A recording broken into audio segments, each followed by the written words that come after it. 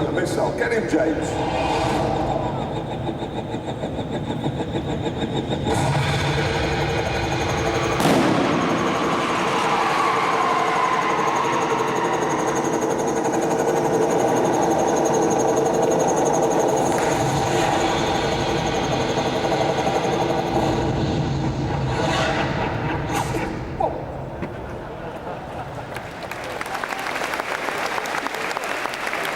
Oh, no, James, you just shot down the Yorkshire Air ambulance there.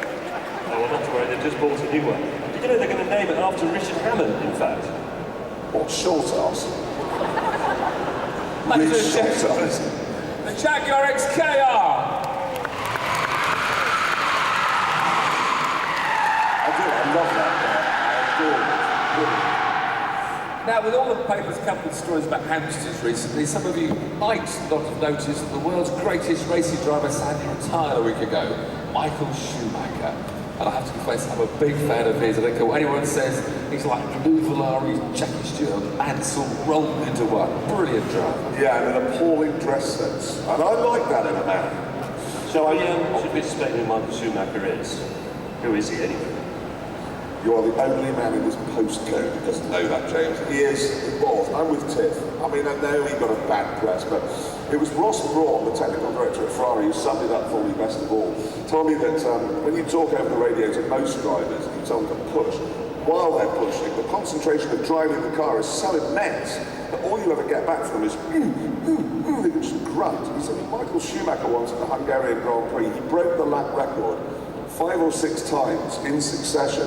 And on the 4th lap, when he was in the process of breaking the lap record on shop tyres, he came over the radio and said, could you get my jet ready tonight at 5 o'clock because I want to get home early? I mean, that's how much spare capacity he had.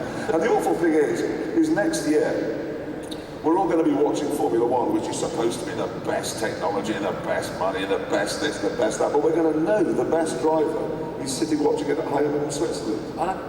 So as we've decided that next year Formula 1 looks like being even duller than it already can be, it's a really good time to invent a new motorised sport. So we've come up with human 10-pin bowling. Yeah.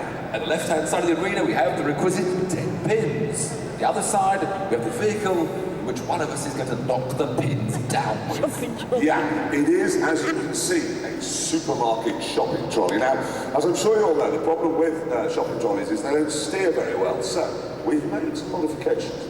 We've fitted, you're walking in the way again, yes you are, there we go, handlebars with like brakes so you can steer it. And for walking in the way, you have to be the one that gets in.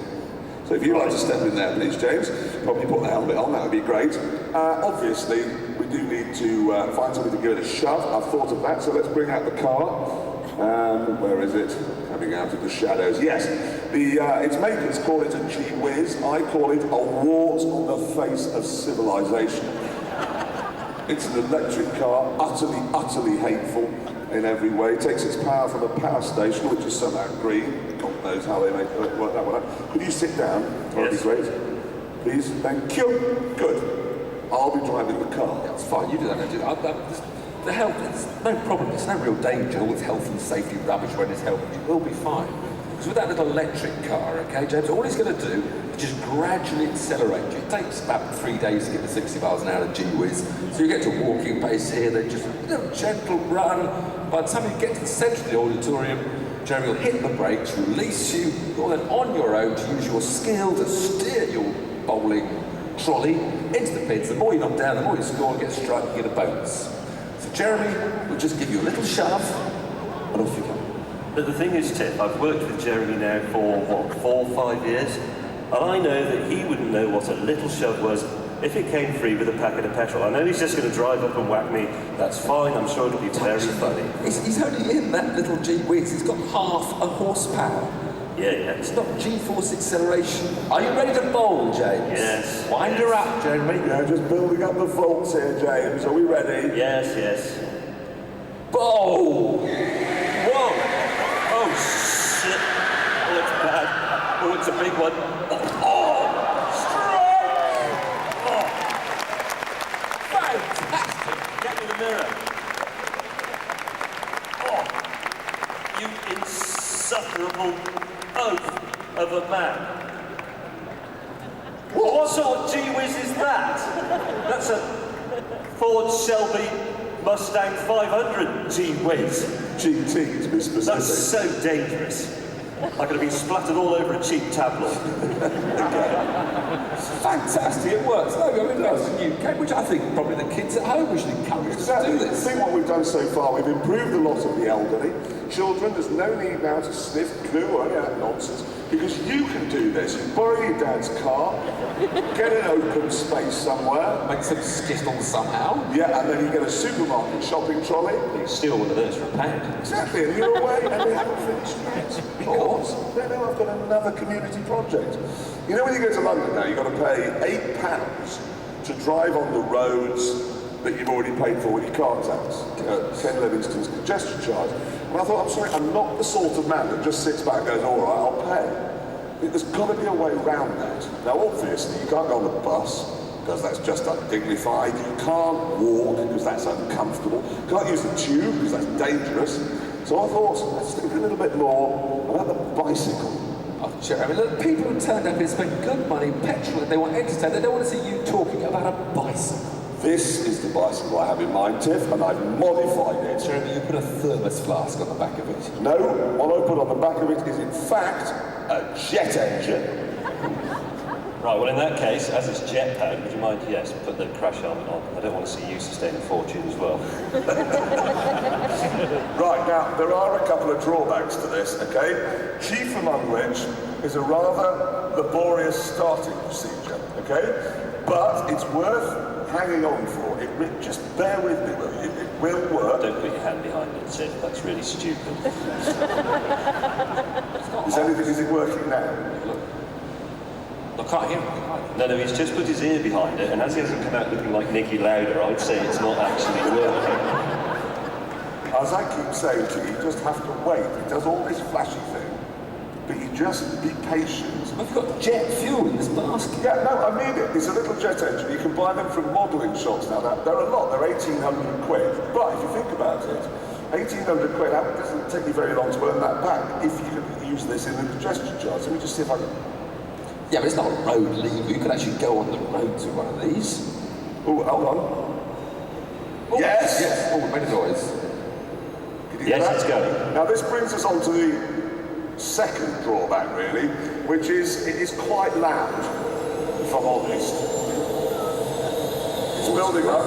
I'm waiting for a little green light to tell me it's okay to engage a bit more boost. The flame's supposed to come out the back. They sort of do. If you look, you can sort of see they are there. Now they've cut the camera off. Well, there we are. Look. Presumably this isn't in any way legal, is it? So your kettle's going off the boil again. No, trust me, I'm waiting for the green. I've got it. Here we go. Building up the power. Oh. And I'm off. Yeah, but you can't. This isn't legal on the road. Tim, trust me, this is completely road legal. I'm absolutely not joking. We've checked on it, and more than road legal, it is in fact exempt from the congestion charge because it's classified as a hybrid. Now, the other thing I should point out is that acceleration's not very good, but it just builds and builds and builds because it actually does 250,000 RPM. So it builds and builds to your top speed is 70 miles an hour. I don't use the brake pedals to hold it back. I'll go for more boost. Here we go. You man, stop it. Well, sort of. Sort of on the brakes. Oh! Yes, yes. There we are, ladies and gentlemen. The congestion charge beaten. It's not bad, actually. 1,800 grams and then a bicycle. Worries me when his ideas begin to actually work. See? Never seen that happen. Anyway, what did we come here for? Oh yes, cars, wasn't it? I think it's time we looked at some more really fabulous cars. If you've got a mobile phone, give it to a very young person nearby. They'll be able to find the camera. These are stonkers. Supercars, ladies and gentlemen. Yeah, we're beginning with the Invicta, the only car in the world to have a one-piece carbon fibre body. Under the bonnet, you've got a Ford Mustang engine. They've taken it up to 5 litres and then added a supercharger. So it'll go from 0 to 60